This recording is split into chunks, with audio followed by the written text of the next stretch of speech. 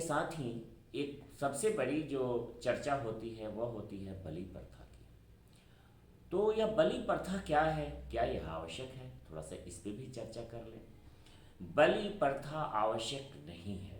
हमारे वेद पुराण या किसी भी धर्मशास्त्रों में बलि देने की चर्चा नहीं है।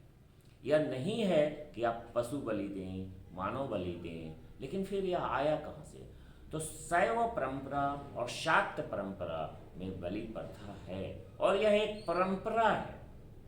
यह शास्त्रोक्त प्रमाण नहीं है, यह एक परंपरा है कि आप शैव में और शाक्त में बलि दे सकते हैं। बाद में बहुत सारे ऋषि मुनियों ने देखा कि जीव हत्या हो रही है, तो उन्होंने शास्त्रोक्त तरीके से इसका विरोध किया और यह प्रतिपादित किया कि आप जो है श्रीफल की बलि दें।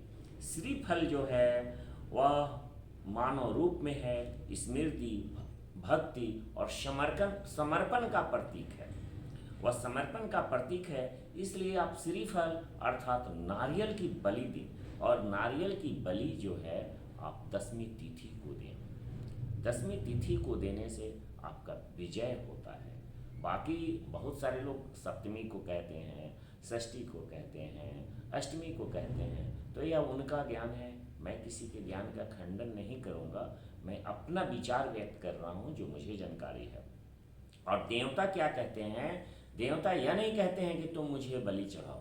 देवता कहते हैं कि तुम अपने दुर्गुणों की बलि चढ़ाओ, यानी कि दुर्गुणों को हमको अर्पित करो और मैं तुम्हारे अंदर अपना सद्गुण भर दूंगा। यानी कि तुम्हारे अंदर जो अंधकार है उसको मैं मिटा के और तुम्हारे अंदर प्रकाश भर दूंगा। इसलिए हे वत्स, तुम अपने सारे दुर्गुणों की बलि मुझे चढ़ा, मुझे अर्पित कर दो और मैं तुम्हारे अंदर सद्गुण भर देता हूँ, जिससे तुम्हारा कल्याण होगा, तुम्हारे पूरे परिवार का कल्याण होगा, समाज का कल्याण होगा और तुम अध्यात्म की तरफ बढ़ो।